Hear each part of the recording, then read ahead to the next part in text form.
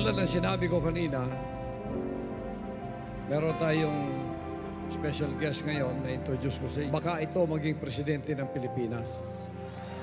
Sabi ko, baka. Baka kasi talagang ayaw niya.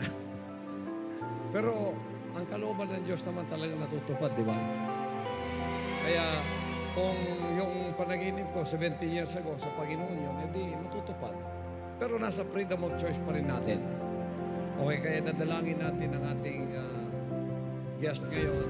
I've known him for more than 20 years as mayor of Davao City. And he has done his job well as the mayor of Davao City. That's why right now he was shot up to national prominence. Although he's only a mayor. But what he did for Davao is now well known all over the world. Because just recently, a survey went out. This is not Philippine survey, but world survey. That Davao City is the 9th safest city in the whole world.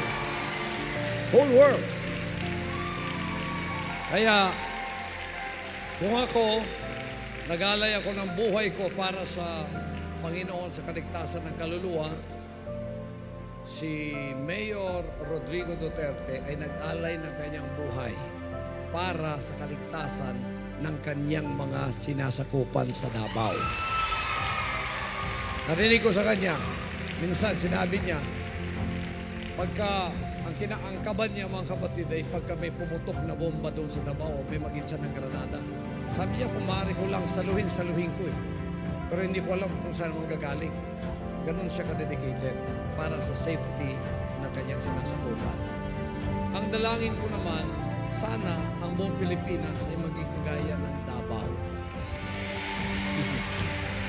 Kaya, it is a rare opportunity and he's been here before with me. And as I told you just a while ago, the Father has appointed me to be the appointed Son of God. But the Father also will appoint an appointed friend of the appointed Son of God.